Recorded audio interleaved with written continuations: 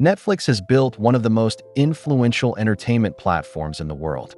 It operates at global scale, serving over 325 million subscribers worldwide, and has fundamentally reshaped how content is consumed. At first glance, the model appears highly effective. More subscribers drive more revenue. More revenue supports more content, and more content attracts more subscribers. But beneath that growth lies a structural dynamic, a cycle that requires continuous investment and becomes increasingly expensive over time. And importantly, it is not a cycle Netflix can easily step away from. Netflix operates on a subscription-based model. Users pay a recurring fee in exchange for access to a large and continuously refreshed content library. The key variable in this model is engagement. If users remain engaged, they continue paying. If engagement declines, cancellations increase. To sustain engagement, Netflix must continuously supply new content.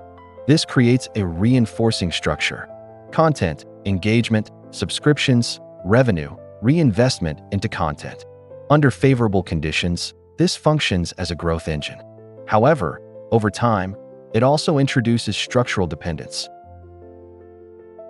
The challenge begins with the nature of content. Content has a limited lifespan.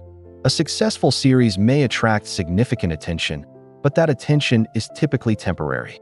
Once consumed, its ability to retain users diminishes. As a result, Netflix must continually replace engagement with new releases. This requires sustained investment, often at large scale, with uncertain outcomes. Not all content generates strong returns, and even successful content must eventually be replaced. At the same time, the economics of content are becoming more demanding. Competition within the streaming industry has intensified. Companies such as Walt Disney, Amazon, and Warner Bros. Discovery are investing heavily in their own platforms. This increases competition for creative talent, intellectual property, and production resources, driving costs higher across the industry. Growth dynamics are also evolving. In many mature markets, subscriber growth is slowing. Meanwhile, switching costs remain low. Users can cancel and resubscribe with minimal friction. This introduces persistent churn. To maintain its base, Netflix must continuously earn user attention, not once, but repeatedly. This leads to a critical distinction.